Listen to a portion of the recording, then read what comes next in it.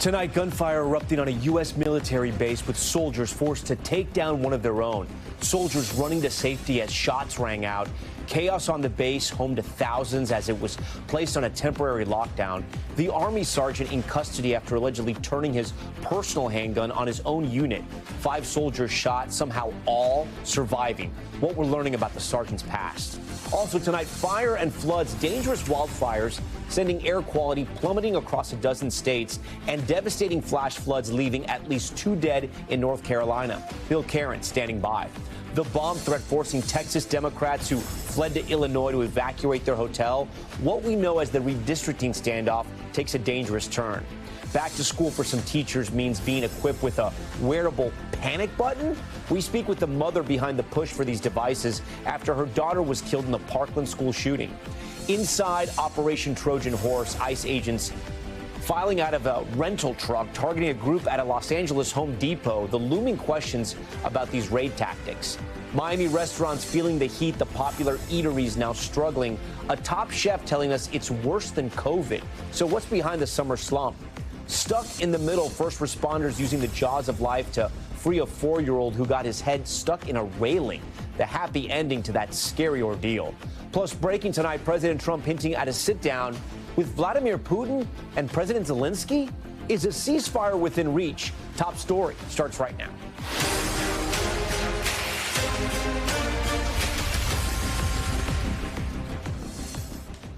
And good evening. We start tonight with the mass shooting on one of the nation's largest military bases. An active duty sergeant opening fire on members of his own unit, prompting a brief lockdown. Video capturing the chaos at the base, soldiers scrambling for safety as gunfire rang out. Military police asking to take shelter in their own cars, urging everyone to stay out of sight. 5 soldiers were shot. Remarkably, all are in stable condition tonight and expected to recover. The shooter, who reportedly turned his personal handgun on his fellow soldiers, was eventually tackled and taken down by others. Here's what we know right now about the suspect. 28-year-old Cornelius Radford worked as an automated logistical specialist. He was never deployed, and he was recently charged with a DUI. This all happening at Fort Stewart, a sprawling base just outside of Savannah, Georgia. Covering nearly 280,000 acres, it's the largest U.S. Army base east of the Mississippi and home to nearly 10,000 people. The big question tonight, how could something like this happen at a site that is supposed to be among the most secure in the country? NBC's Priya Sridhar starts us off from Fort Stewart. Tonight, 5 soldiers shot and rushed to the hospital after gunfire erupted at Fort Stewart in Georgia. They have an active shooter on Fort Stewart. Authorities say 28-year-old U.S. Army Sergeant Cornelius Radford opened fire with a personal handgun shortly before 11 o'clock this morning. The shooting occurred at the soldier's place of work. It did involve his co-workers. The shooting prompting a 1-hour lockdown on the 60,000-person base that spans up to 280,000 acres. There's possibly 5 patients. They have both of their EMS trucks on scene. The Army says the sergeant was apprehended by law enforcement 40 minutes after they were dispatched. I would also like to thank the brave soldiers who immediately intervened and subdued the shooter. These soldiers, without a doubt, prevented further casualties. Brigadier General John Lubis from Fort Stewart says the motive is still unknown. He says Sergeant Radford had never previously been deployed to combat or had any known disciplinary issues in his 7.5 years of service. Army officials say they found out today he had been arrested for a DUI in May. That was unknown to his chain of command until the event occurred, and we started looking into the law enforcement databases. The 5 injured soldiers are all expected to make a full recovery. 3 underwent surgery. Late today, President Trump saying the suspect will be prosecuted to the fullest extent. The entire nation is praying for the victims and their families, and hopefully they'll fully recover, and we can put this chapter behind. Fort Stewart is the largest U.S. military base east of the Mississippi River, home to the 3rd Infantry Division that is rapidly deployed to war zones around the world. Truck driver Ron Peavy says he was about to leave the base when the chaos ensued. If you were inside, you were locked in. If you were trying to get in, you were locked out, and it became a ghost town. Priya Sridhar joins us tonight from Fort Stewart, Georgia. So, Priya, this all happened on an Army base. Does that mean the military will handle any type of prosecution? Yeah, that's right, Tom. So because this happened on a military base and it involved military personnel, experts say that we can expect that this case will be tried in a military court of justice. Now, as far as Sergeant Radford goes, officials tell us that he was interviewed by Army investigators today. He's currently being held in confinement here on Fort Stewart, and he's essentially awaiting charges as far as what he's going to be facing in the future. It's customary, Tom, that he will eventually be transferred to some sort of military prison, but it's unclear at this point if that will happen before his trial or potentially after any sort of sentencing. Tom? Okay, Priya Sridhar starting us off on top story. I want to bring in my colleague Courtney Kuby now, who joins us tonight live from the Pentagon. Courtney, what more are we learning about this suspect, and what are you hearing from your sources? Yeah, so he worked in a sustainment unit there at Fort Stewart. He'd been there since about 2022. Basically what that means, Tom, is he worked in logistics. He supported the other soldiers in his unit. That's the 2nd Armored Brigade Combat Team, part of the 3rd Infantry Division. It's a storied unit that's based there at Fort Stewart. He had been serving in the same basic kind of capacity since he joined the Army in January of 2018. And what's really striking here are a couple of things. The soldiers that he went after today, that he shot, were men and women who were part of his unit, potentially people who he saw in the office every single day, day in and day out. We learned that from the commanding general during that press conference this afternoon. But another thing that really stands out to me is the fact that the people who actually took him down were those same soldiers. Troops who watched what he was doing, they saw him open fire on those soldiers, and they tackled him, holding him down until law enforcement were able to arrive.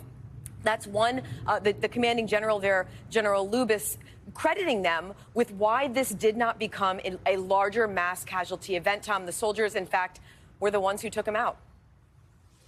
Courtney Kuby with a lot of new reporting there for us. Courtney, our thanks to you. We want to turn now to our other major headline, the extreme weather gripping parts of the country. Deadly flash floods in the south and wildfires intensifying in multiple states. Smoke from the flames prompting air quality alerts in more than a dozen states. NBC's Emily Aketa has the details tonight for us.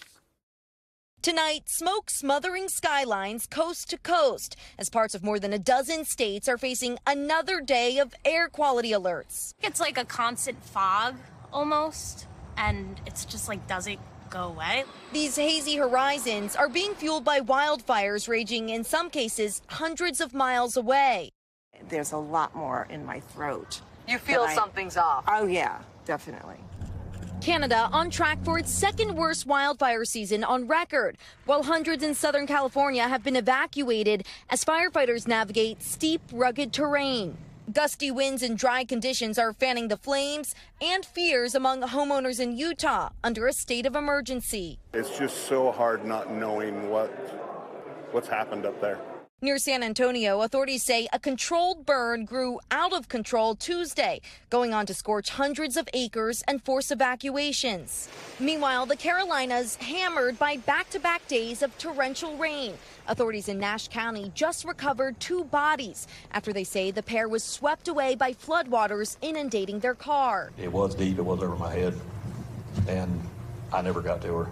And in a week of wild weather, the Southwest today suffering through blistering temps. Phoenix expected to reach a record 116 degrees, unbearable for those even familiar with the desert heat.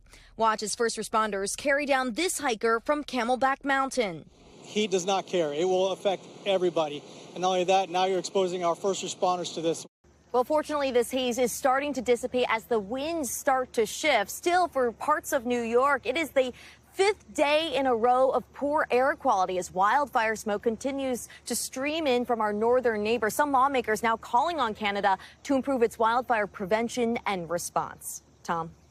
Yeah, Emily, looks a little hazy where you are there in Poughkeepsie. I want to bring in my friend, meteorologist Bill Cairns. Bill, start us off with the air quality alerts in places like where Emily is tonight. Where do things stand right now? Yeah, we still have a lot of smoke that we have to dissipate in the Northeast. It's going to take another day or two. In the West, we're actually going to see the smoke getting worse. We have new fires, about 8 new large fires. Now we're up to 42, and it's widespread. It's not just one area. It's almost every state in the West has at least a couple large fires, but the ones specifically in areas of Colorado are going to cause a lot of problems. Denver, you're under an air quality alert. L.A., Phoenix, Chicago, interior Northeast, New York and Boston are now out of it. And the forecast for the smoke takes all those fires, especially Colorado, blows it into the middle of the country. Tomorrow, we're going to have air quality problems in areas like Nebraska, Kansas, Oklahoma City, and all the way down to Dallas, Tom.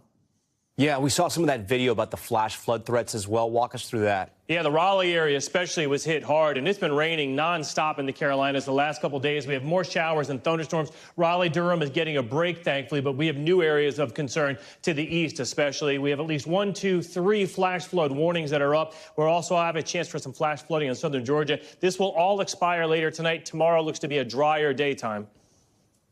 All right, Bill Cairns, Bill, we thank you for that. We're going to head overseas now where the war between Russia and Ukraine rages on. But tonight, a major headline. President Trump seeming to signal a ceasefire deal could be within reach. Again, this is coming from President Trump. He had this to say when asked about a possible meeting between Ukraine's President Zelensky and Russia's President Vladimir Putin face to face. Well, there's a very good prospect that they will. And we haven't determined where, but we had some very good talks with President Putin today. And there's a very good chance that we could be ending the round, ending the end of that road. That road was long and continues to be long, but there's a good chance that there will be a meeting very soon. Those comments at the White House coming hours after U.S. envoy Steve Witkoff met with President Putin in Moscow. NBC's chief international correspondent, Keir Simmons, has been following this news all day for us. Keir, what more can you tell us about that meeting today in Moscow that led to President Trump to make these comments? Well, Tom, the meeting with Steve Witkoff, President Trump's envoy, and President Putin lasted around 3 hours. Afterwards, President Trump said that progress had been made. Officials from the Kremlin said that it had been constructive.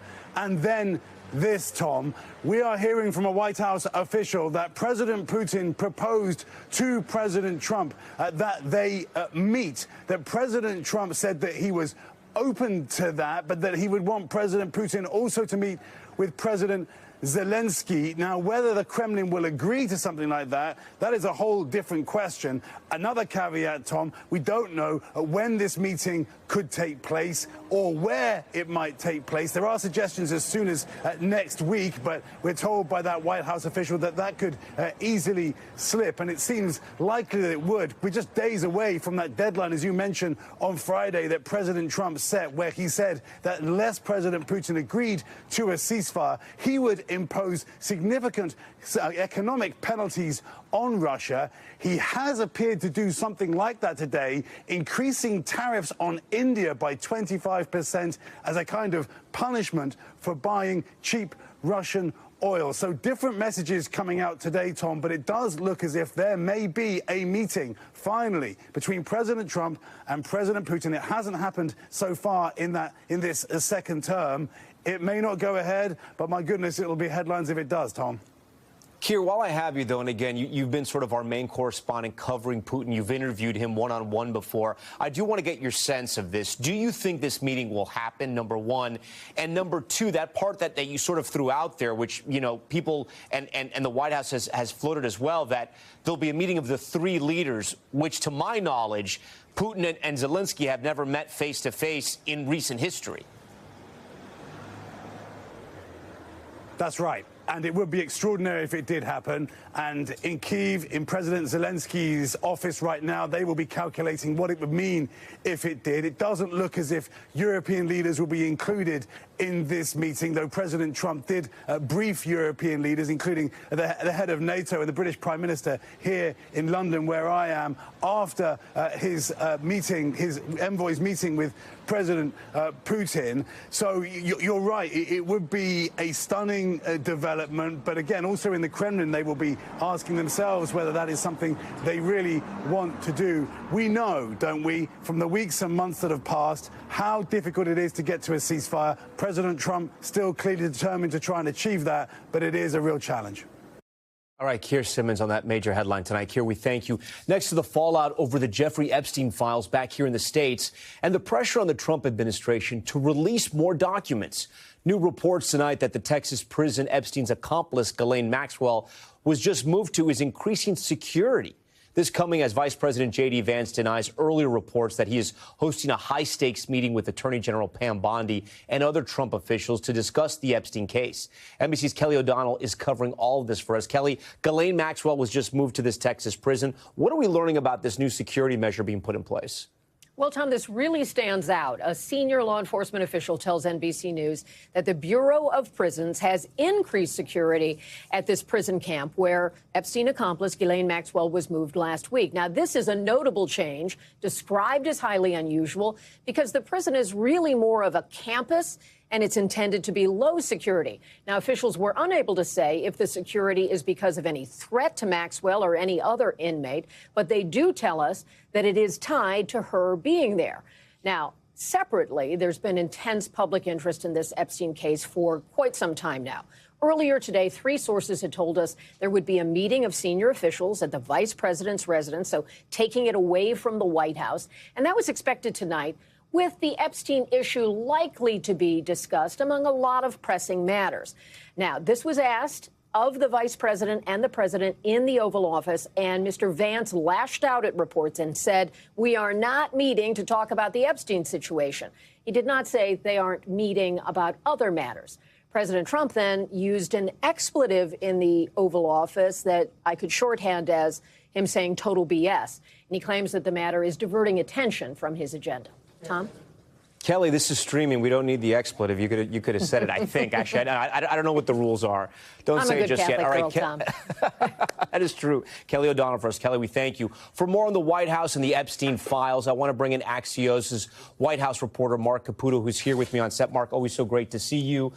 Great to see you in person here. So talk to me about this, right? Because there's a lot of reporting out there. Was this about Epstein, or was this maybe some news organizations getting ahead of their skis? Yeah, I think CNN specifically got ahead of its skis. From what we gathered and what Kelly just reported, there was going to be this sort of dinner. And administrations frequently do this, get people together. Now, at this dinner are Pam Bondi, the Attorney General, and Kash Patel, the FBI Director. And they have been at loggerheads over the Epstein case, or better said, the way in which the public release or lack thereof was handled earlier in the month. And this was seen as sort of a way to kind of get people out of the pressure cooker of the government offices, have a bit of a team bonding moment, and just everyone get together. Look, whether you like the Trump administration or you don't, this Trump administration, Trump 2.0, has been much more buttoned up than the first one. Yep. Not talking about the president himself, because he does what he wants still, and he'll speak off the cuff. Yes, but there haven't been the leaks, there haven't been the firings like there were in the first Trump administration. I bring this up because it seems like they have not been on the same page when it comes to this, whether it be House Republicans or the FBI or Pam Bondi. What happened here? I mean, it's a broad question, but by and large, the problem that we're looking at here is just political karma. The president, Kash Patel, now the FBI director, assistant FBI director, deputy director, Dan Bongino, Pam Bondi, all of these people, J.D. Vance, the vice president, the president himself, before the election, after the election, made big promises about releasing all of the Epstein files. And then they realized it was going to be a lot more complicated than it could be. And we could devote an entire show for why that is. And so they came up with the idea of, look, let's just say we've released everything we're going to release and not talk about it. And then there was a blowback from the right, and that became a problem for Dan Bongino and Kash Patel. And then you started to have friction with the Attorney General, whom they essentially blamed. The thing that a lot of people are missing is Pam Bondi is taking direction from the White House on this. And the White House is taking direction, as it does with everything, from President Trump. This is President Trump's policy. And like a lot of things with President Trump, he sort of changes his mind at different times.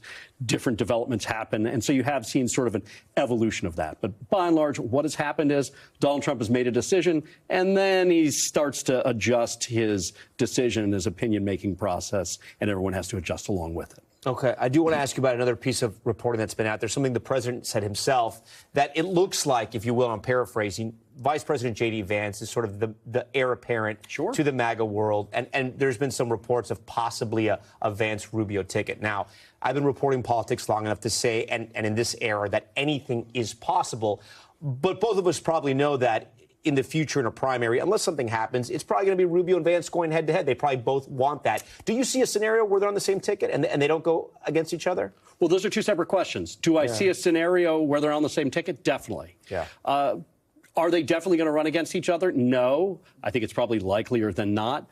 So far, Rubio has played this administration like a chess pro. and he hasn't made many mistakes or any real slip-ups. I can't say the same for Vance. But in the end, in talking to Rubio's people and people who know Rubio's thinking and Vance's thinking and the president's, it's that it is true that the vice president is essentially the heir apparent. And so the question for guys like us, for sort of insiders who watch this, is does Rubio continue to have the discipline and the loyalty? And will he have the ability to have the humility to go along and be a number two to the younger Vance? And if he does, that's going to be a really unique situation and circumstance. Yeah, and he's got his plate full, too. They both do, really, at this point. I mean, Rubio's got 4 different jobs. He's the first Secretary of State since Henry Kissinger to be both the National Security Advisor and the Secretary of State. In addition to that, he's the head of the archives, and I can't remember what other agency he heads up as well. All right. Mark Caputo, always great to have you on the show. Great to have you here and see you in person. Still ahead on Top Story tonight, the new videos and the 911 calls revealing more about the gunman who killed 4 people inside a Manhattan office building, what we're learning about his challenges with mental health. You're going to see those videos. And a school district here in Florida rolling out a new panic button system to keep students and teachers safe. You'll hear from the mother who lost her child in a school shooting, now leading that effort.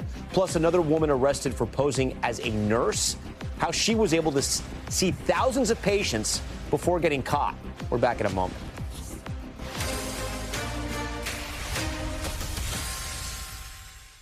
Okay, we're back now with new details about the man who opened fire in a New York City office building last week. Police releasing videos and calls documenting the shooter's mental health challenges. Here's NBC's Aaron McLaughlin.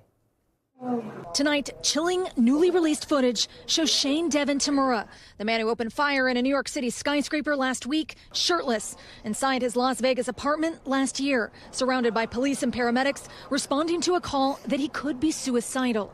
He called his mom, made some statements about not wanting to be here anymore. This is it. In the footage, you see him calmly point police toward his gun. The gun's okay. Don't touch it. Don't go near it, okay? The officer asks him if he has a CCW or concealed carry weapon permit. You do have an active CCW? I do. Okay. Before he's taken away on a stretcher. Part of the stunning collection of evidence released overnight by Las Vegas authorities, detailing Tamura's years-long struggle with mental illness. Your son is threatening to hurt himself? Yes. Including this shocking phone call his mother made to Las Vegas police back in 2022, warning Tamura suffered from sports concussions. He's under doctor's care for depression, concussion, like sports concussions. A potentially critical clue as to why the former high school football player may have targeted NFL headquarters at 345 Park Avenue, killing 4 people before turning the gun on himself. On his body, a suicide note, demanding his brain be studied for CTE. What am I being detained for? In another video released by police, you see Tamura in 2023 in handcuffs, being escorted out of a Las Vegas casino for trespassing. How am I supposed to cash out? Why didn't you just leave and come back took all my money.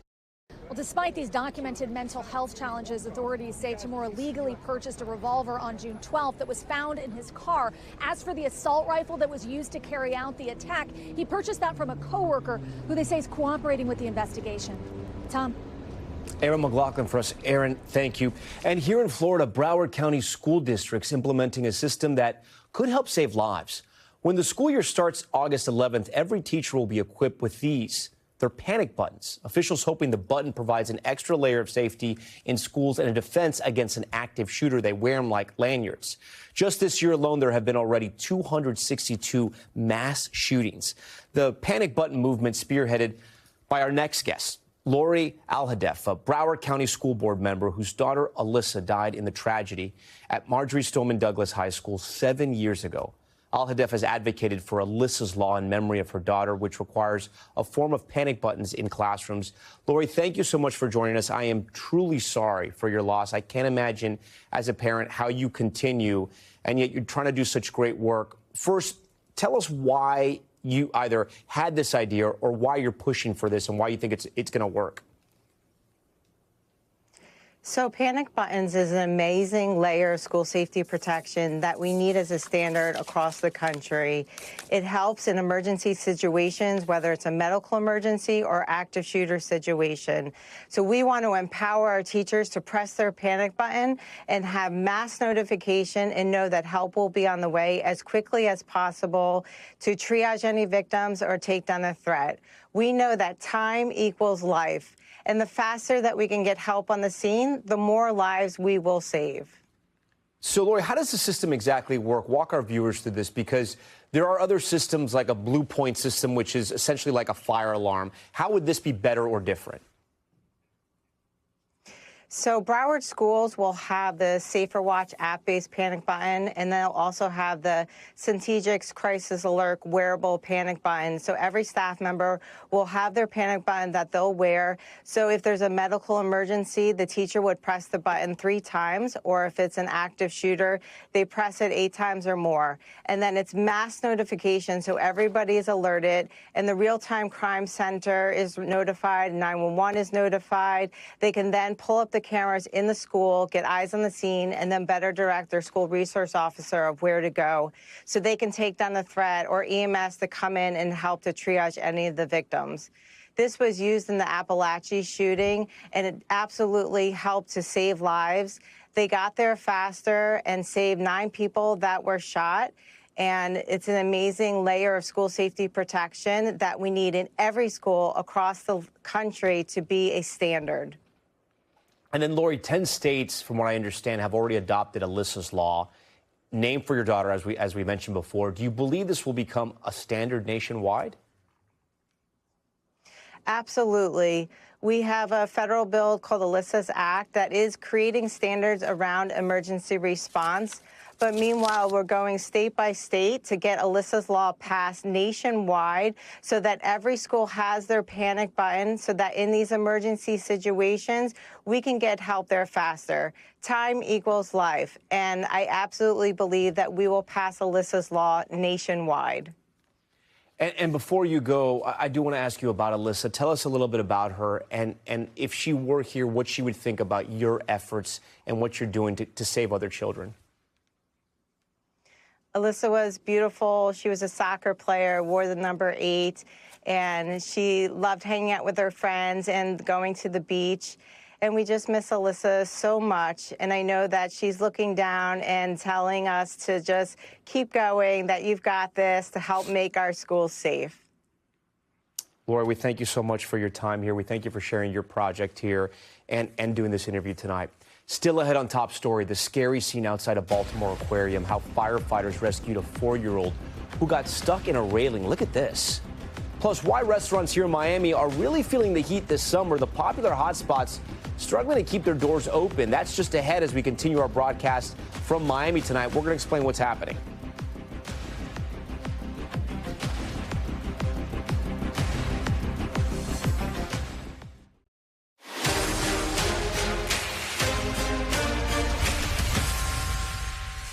All right, now to that high-stakes Texas redistricting battle reaching a boiling point today. Several Democratic lawmakers forced to evacuate their hotel in Illinois after reports of a bomb threat. This latest escalation coming as lawmakers back in Texas still don't have the numbers to vote on that proposed new map. Here's Ryan Chandler with the details.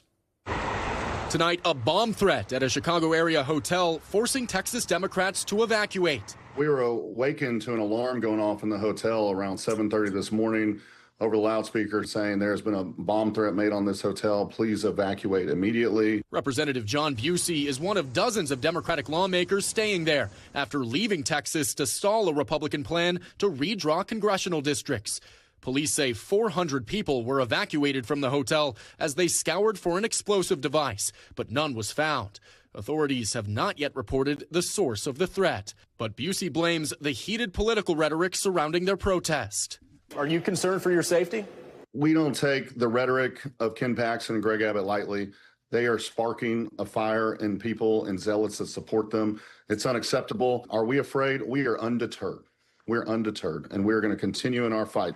Back at the Texas Capitol, without enough members present, business stood still for a third straight day. Republican State Senator Brian Hughes condemning the threat of violence. It's horrible to think of someone resorting to violence for anything like that. And so I hope everybody's okay. While urging Democrats to return. What's your message to the Democrats who have fled the state? This is going to get done. The will of the people is going to get done. A quorum break can delay the process. It can temporarily thwart the will of the people. But we'll be back. Ryan Chandler joins us from Texas. So, Ryan, after today's bomb threat, is there any talk of Democrats returning home, or are they holding strong? No, Tom. Every Democrat that I've spoken to in Chicago is adamant that they are in this for the long haul. They'll need to hold out for 13 more days at least to run out the clock on this special session. Keep in mind, though, Governor Abbott has the authority to call lawmakers back for as many 30-day special sessions as he wants. If Democrats are to be successful in delaying this to the point of actually blocking this redistricting bill, they would need to push this for months more. And they don't have many more options other than that, Tom. Okay, Ryan Chandler for us. Ryan, we thank you for that. We are also following an immigration enforcement operation out of Los Angeles. Social media video, take a look, showing the moments federal agents use a rental truck to raid a Home Depot in Westlake, a move immigration officials are calling Operation Trojan Horse. NBC's Camila Bernal has been monitoring the situation. Camila, talk to us about this raid and what do we know at this hour? Yeah, Tom, we know 16 people were arrested at this Home Depot near downtown Los Angeles. It all happened before 7 in the morning, and you mentioned those social media videos. They show as street vendors and day laborers are arrested by these federal agents. We also see one of the videos from a Fox News reporter who was embedded in this operation where you see the agents coming out of this rental truck. The question that we had for DHS is, did these people have criminal backgrounds? Were there warrants for their arrest? They did not respond to that question. They said that these people were coming from Mexico, from Honduras, Nicaragua. And what they were saying is that this was a targeted raid. It's impossible to tell exactly what happened here, but there are advocates, Tom, here that are very concerned about what happened. I also know Penske, the company whose rental truck was used in the raid, they put out a statement? They did. They basically said that you can't put people in the backs of these trucks. Here's what their statement said. Penske strictly prohibits the transportation of people in the cargo area of its vehicles under any circumstances. The company was not made aware that its trucks would be used in today's operation and did not authorize this. They said they would speak to DHS about all of this. Again, advocates completely upset about all of this as well, Tom. Okay, Camila Bernal with that video. Camila, thank you. We turn now to Top Stories newsfeed. And we start with a woman arrested for posing as a registered nurse accused of treating thousands of patients without a license. 29-year-old Autumn Burdisa was arrested in Florida after an investigation revealed she lied about her nurse credentials. Records show she treated more than 4,000 patients. She faces a number of charges, including practicing health care without a license and fraud. Okay, an update on a story we brought you last week. 10 women now suing the T app after a data breach leaked thousands of selfies, ID photos, and private messages online. The app allows women to anonymously share information about men they date. The lawsuits allege the company that created the app was negligent in its data practices and breached a contract with its users. A T-App spokesman has not commented on the lawsuits. And some wild video capturing firefighters freeing a woman stuck in a chimney near Los Angeles. Look at this. Firefighters hoisting the woman from the chimney of a building in San Fernando Public Park. Witnesses say the woman appeared to be under the influence of drugs before she became stuck. She was taken to a local hospital and is expected to be okay. That is weird. Okay, in a massive volcanic eruption in Hawaii, video shows lava spewing and bubbling out of Hawaii's Kilauea, according to the U.S. Geological Survey. This is the 30th eruption since the volcano reawakened back in December. Kilauea is one of the world's most active volcanoes. And here in Miami, the summer season has been less than kind to many popular restaurants. Some longtime staples forced to close after businesses slowed down. NBC's George Solis takes a closer look at what's behind the slump. Minutes before the happy hour rush, the kitchen at Delilah in Miami is already sizzling. So this is our 6-ounce filet. Executive chef Mitch Hesse brings more than a decade of experience to this outpost of the celebrity hotspot and foodie favorite, with other locations in L.A. and New York. They've got a strong brand, not just only in Miami, but across the nation. And that really helped to set us up for success over here. But Hesse concedes that alone has not been enough against a summer slowdown that's been particularly tough. Is that a fair assessment? Yeah, absolutely. I think a lot of places over here are struggling. You know, there's definitely a lot of conversation about restaurant closings, and it's tough. It is a tough industry, and it's a tough city. Industry experts point to factors like food and operating costs, tariffs, and a post-pandemic saturation of restaurants, high-end and chain alike.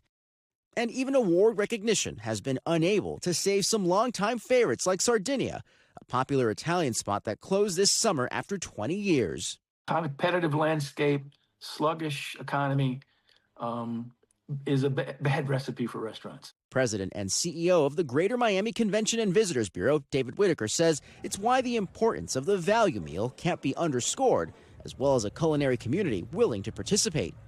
And as it happens right now, the annual Miami Spice event is giving locals and tourists the ability to experience some of the city's finest dining, like Delilah, at a reduced price. If we want our restaurants to be there for us during the holidays, we need to support those restaurants in the dog days of summer.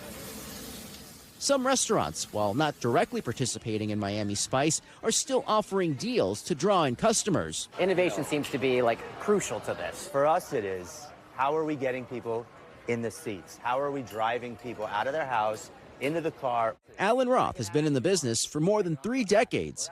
His downtown rooftop bar lounge, Rosa Sky, has also seen a summer slump, but he says it's no time to panic. So Miami, typically every decade, we have this resurgence.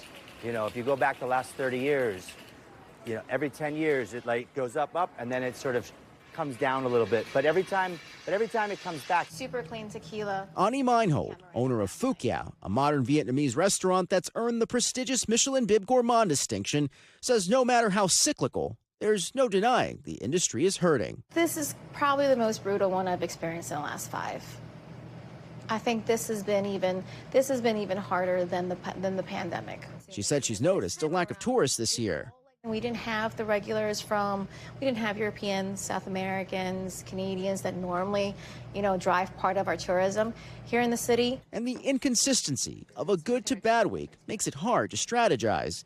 Restaurant owners say the one thing not in question, people are being more conscientious of how they're spending their money. As business owners and entrepreneurs, you have to be resilient, you have to be creative, you have to think on your toes. Back at Delilah, Executive Chef Hesse says it's meal and making moments that are the best recipe for success. I think what is more important is being in tune with your local demographic, being in tune with your local clientele, and giving them that ability to be approachable, to be affordable, to not be too stuffy.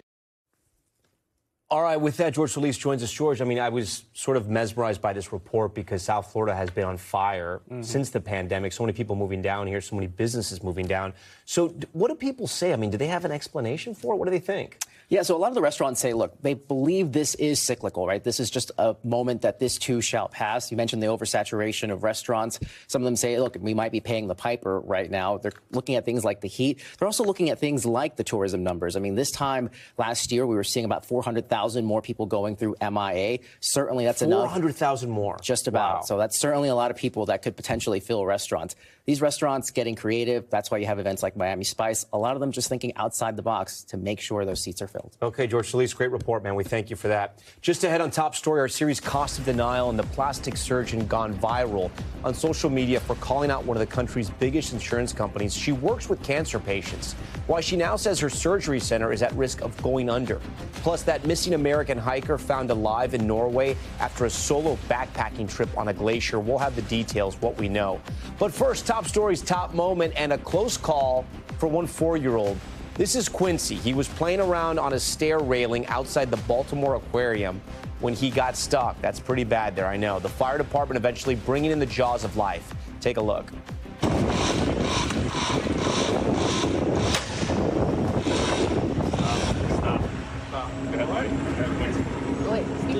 Go down. Dog, right out.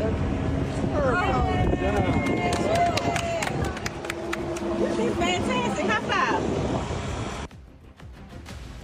Poor Quincy, but he was all smiles after he was rescued. He even got to ride in the front of the fire truck. We are happy he is okay. Okay, stay with us. We are back in just a moment.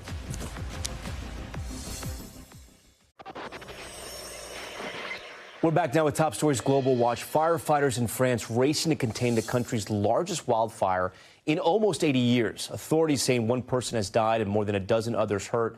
The fast-moving flames ripping through the southern part of France, destroying at least 25 homes and forcing people to evacuate. So far, the wildfire has scorched around 32,000 acres. An American hiker and journalist who was reported missing in Norway has been found alive. The local Red Cross says a helicopter crew located 38-year-old Alec Loon today after he went on a solo backpacking trip on a glacier. His wife tells NBC News he was last seen 6 days ago. No official word yet on his condition, but a Red Cross official says he's receiving treatment at a hospital. And a zoo in the Czech Republic welcoming 4 rare lion cubs. You can see them here playing alongside their parents. Barbary lions are extinct in the wild, so the cubs are an encouraging sign for the surviving population. Experts believe there are fewer than 200 of these lions living in captivity. The cubs are set to take part in an endangered species program where they'll be soon sent to other parks around the world. Okay, now to our series, The Cost of Denial. Tonight we have the story of a plastic surgeon who works with cancer patients who put her own money on the line to open a surgery center, but says it's at risk of shutting down because she can't get into a top insurer's network. Priscilla Thompson has this one.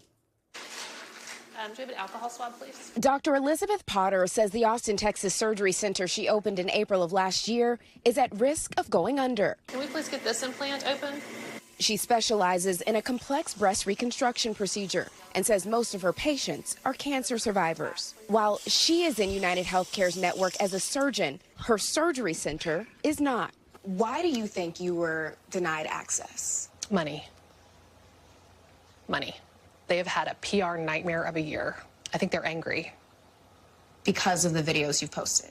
Because of all of it. It's gotten ridiculous that insurance companies really do control when and what kind of care we deliver. In January, Dr. Potter started posting videos critical of United. I had another patient come in and share with me that United denied her inpatient stay. Like this one, where she says the insurer interrupted a surgery in progress. I got a phone call into the operating room saying that United Healthcare wanted me to call them. United pushing back, saying United Healthcare did not ask, nor would it ever expect a physician to interrupt patient care to return a phone call. United Healthcare says they did not ask you to step out of surgery. Yeah, I know. Did they physically make me leave the OR? No. But in 2025, with insurance, when they say jump, I say how high. Dr. Potter believes her videos are part of why her center remains out of United's network. You think this is retaliation? Absolutely.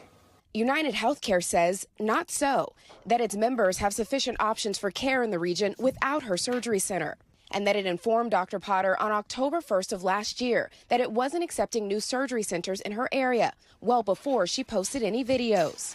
Dr. Potter says there were ongoing discussions about her center getting into the network that stopped once she started speaking out.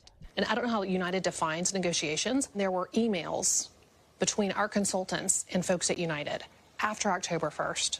United Healthcare insists there were no ongoing negotiations. Potter says she is in talks to join other insurers' networks, but that United Healthcare's ability to close its network is an unfair power imbalance, and without it, she may not be able to keep her center open. I've got several months. Months is not a long time. I'm not sleeping a lot. I took out $3.5 million of personal loans. Dr. Potter's story discussed at a recent congressional hearing. United sought to discredit her and is denying coverage for her surgery center. And letters of support pour in from across the country. I'm offering you my services for free. I also clean toilets and could do anything administrative. I work for the low rate of free to you. Signed, big fan. She's raised more than $500,000 in online donations. Still not enough, she says, to stay open. What's at stake for breast cancer survivors and patients here? Everything. I mean, women's health is embattled. The stakes are human. And Tom, one of the questions viewers might have is, well, how can she be considered in network as a surgeon, but not her facility? And so what that means is that when Dr. Potter sees United Healthcare members at her clinic, she's in network. If she sees them at a traditional hospital, those facility fees are considered in network by United Healthcare. But that is not the case if she performs that same operation at her surgical center, which is not in network, which is considered out of network. network. And so United Healthcare says that because Dr. Potter herself as a surgeon is in network, then their members still have access to her and her surgical skills. They just have to see her in a traditional hospital setting or in an in-network setting in order to get that surgery, whereas Dr. Potter is saying that it cost a fraction of the price for her to do that exact same surgery in a surgical center, which is why she opened the center and why she would like to be considered as in-network. Priscilla Thompson, we thank you for that report. When we come back, we're going to switch gears. In my hometown, the coffee's strong, the shirts are sharp, and the music never stops. I took my friend Al Roker on a tour through a place that means everything to me, Little Havana. From a powerful shot of cafecito to a perfectly pressed guayabera. See what happened when I brought Al to my neck of the woods. Finally tonight, a little taste of home while we're here in Miami. My friend Al Roker is down here with me, and while he's in town, I had to give him the full Miami experience, complete with a visit to one of my favorite neighborhoods, Little Havana. In the heart of Miami, Little Havana beats to its own drum. Everywhere you look, a colorful slice of Cuban culture. It's a neighborhood steeped in history, and a place that's always felt like home to me and my family. A must-see spot in my neck of the woods for NBC's finest. Ah, senor! Al, my friend. ¿Cómo estás? Oh, good? I'm so excited. Welcome to Miami. Thank you. Okay, and welcome to a special place we call Little Havana, or La Pequeña Habana. Our first stop for a jolt of energy, El Pub's iconic Ventanita. So this is special. This is called La Ventanita, okay? And that means the small window. People love having a cafecito here. They walk up or they drive up. They ask for dos café, por favor. And they get their Cuban coffee. They sip their coffee. They talk. They catch up. This is great. You know, is it me or am I smelling cigar smoke? There's cigar smoke here. There's smell of fried plantains. This is the smell of Little Havana. It's such a special place. And it's been like this, Al, since probably around 1959, 1960. Little Havana has just grown and it's thrived. Right after I was born, my parents had an apartment in Little Havana, and so the first year of my life was here, and it's changed completely. Little Havana has exploded in size. It's a tourist mecca, but there's still certain spots like this place where you can come and you can get the authentic Little Havana. It's got to be special for you. Now you're anchoring NBC Nightly News, the son of Cuban immigrants. How does that feel? Oh, it's incredibly special. I'm so proud to be from this community. Muchísimas gracias. You gotta go. Whoa. You gotta say, que rico. Que rico. Que rico. Que rico. I mean, that's delicious. Al, this is gonna keep us going all day. Wow. Coffee was just the appetizer for our spread inside El Pub. The family-owned and operated restaurant has been a staple in this community for nearly 30 years. The menu here, a celebration of the very best in Cuban cuisine. All right, Al, I'm gonna walk you through this. All right, here we go. You got a little bit of everything here. I'm gonna start with yours. It's called vaca frita. Okay. These are plantains that they kind of mash down and they deep fry. Those are called tostones. Tostones. They're the best thing in the world. And then you have right here the piece de resistance. Cubano? This is the Cubano here. It's not just a ham and cheese sandwich. It's ham, cheese, and a little bit of pork. I know. Oh my gosh, the perfect Cuban sandwich. Yeah. I am so let's excited. dig in. Woo! Yeah. So we're full now. Let's walk this off a little bit. Good idea. I'll show you some of the sites. We'll do a little shopping. Sound good? Let's do it. Okay. With that, we were off, walking down Calle Ocho, the center of all the action in Little Havana. A vibrant main street filled with shops, bars, and restaurants. The next shop I'm going to take you to is a place where they sell guayaberas. Oh. Now, guayaberas are the traditional Cuban shirt. It's breathable. And that's the whole purpose because it's so hot here. All right. Cuba, all right, let's go in.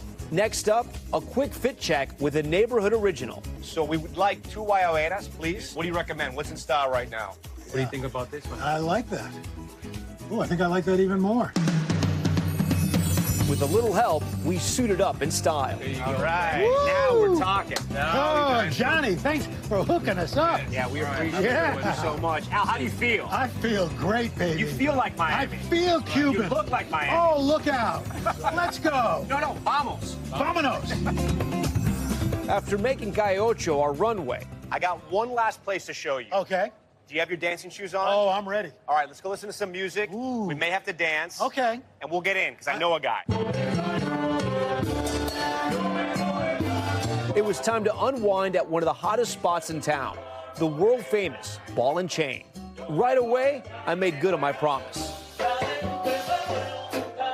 Dancing, followed by something stronger. All right, Al, so in Miami, there's only 2 cocktails you need to know. Okay. Number 1, the mojito. Right. So 1 mojito. And number 2, rum and Coke, which is also known as Cuba Libre. Cuba Libre? So 1 Cuba Libre.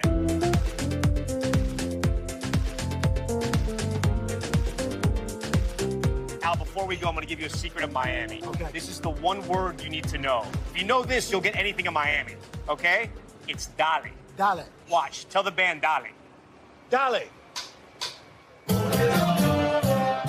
A perfect end to our day in Little Havana. Always a great time with Al Roker. We thank you for watching Top Story. I'm Tom Llamas in Miami. Stay right there. More news on the way. We thank you for watching, and remember, stay updated on breaking news and top stories on the NBC News app or watch live on our YouTube channel.